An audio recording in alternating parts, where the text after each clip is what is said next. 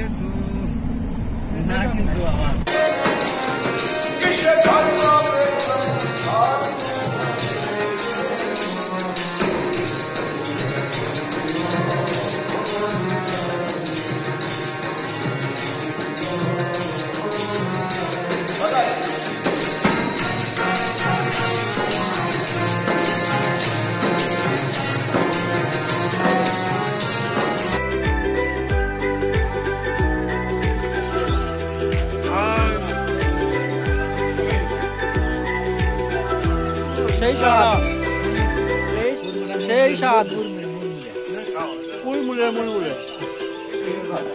ভাই একবার তো দুটো হোক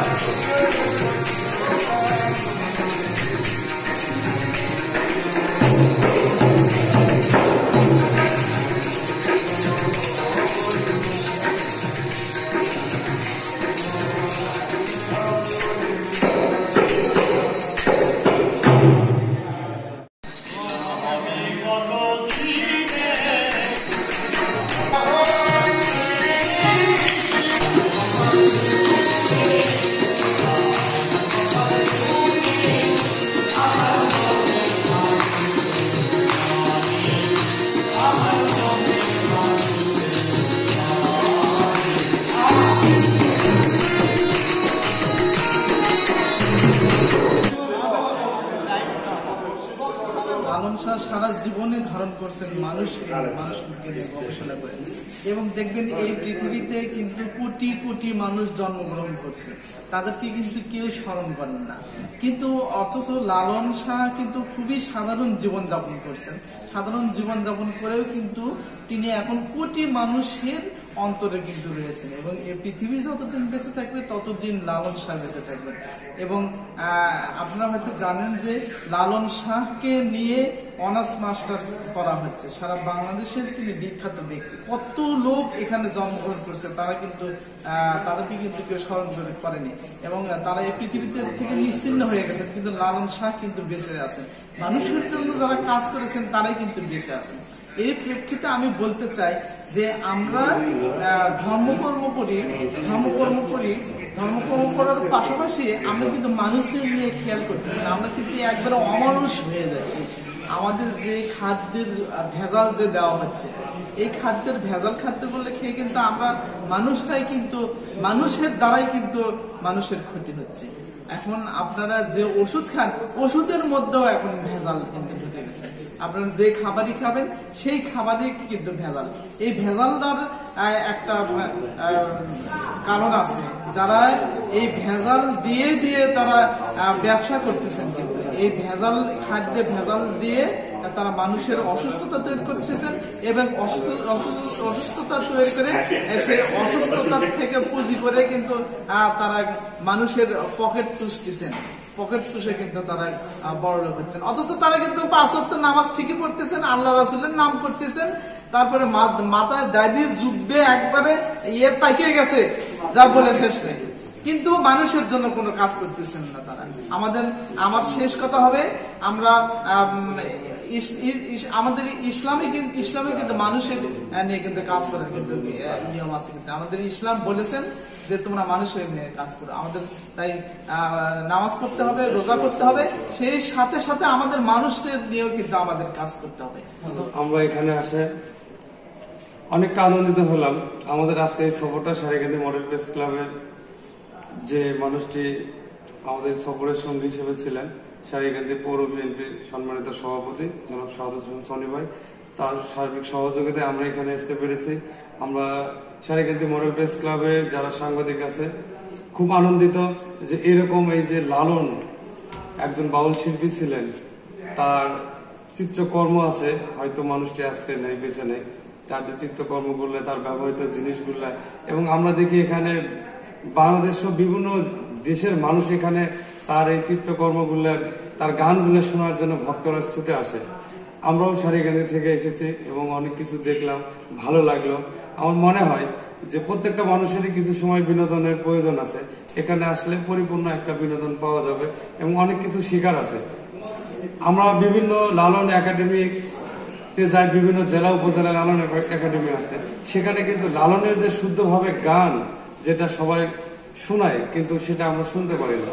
আমি মনে করবো সবাইকে এখানে আসবে, আমাদের এখানকার যারা শিল্পী আছে তাদের গান শুনবে, ভক্তরা আসবে এবং এখানে এসে কিছু বিনোদন করবে। আর লালনের যে মিউজিয়াম আছে, মিউজিয়ামটা ঘুরে দেখবে, তার ছবিগুলো আছে, তার চিত্রকর্মগুলো আছে, অনেক ভালো লাগার মতো এবং এখানে শিক্ষণীয় অনেক কিছু জায়গা আছে, তারা আসে শিক্ষা গ্রহণ করতে পারবে। ধন্যবাদ। আসলে যদি কেউ বিদ্যা অর্জন করতে চায় তাহলে বিলেত সফর করতে হবে। কারণ আমি যদি খালি গন্ডির ভিতরেই থাকি, আমার এরিয়া সারিকান্দির ভিতর থেকে আমি বেশি শিখতে পারবো, আমাকে একটু উদাহরণ হতে হবে এবং ট্রানজিট শিখতে হবে। এই যে আজকে আসলাম, লালন শাহ দেখে গেলাম, লালন শাহ এখানে লালনের উপর একাডেমির উপর, লালন শিক্ষার উপরে অনার্স মাস্টার্স মানুষ পিএইচডি করতেছে। এই যে এখানে আসে একটা অনুভূতি আমি দেখলাম, ওনার ফরম, ওনার ওই যে কেতলি, চাবি, রিং, হাতের সরা, আসলে স্মৃতি সব মানুষ নাই, আজকে দুনিয়ার বুকে মানুষ নাই, কিন্তু তার স্মৃতিটা যতদিন পর্যন্ত পৃথিবী বেঁচে থাকবে, পৃথিবী থাকবে, এতদিন পর্যন্ত কেউ না কেউ কিন্তু এটা লালন করবে।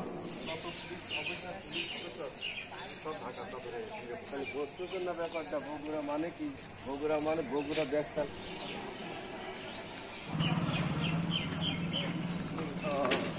দর্শক আমরা কিছুক্ষণ আগে কিন্তু লালন শাহ মাজার পরিদর্শন করে এসেছি। আপনাদের কি জানাতে উল্লেখ কথা বলার জন্য উঠো আগে আপনি এমরে সময় কভার করা যাবে না।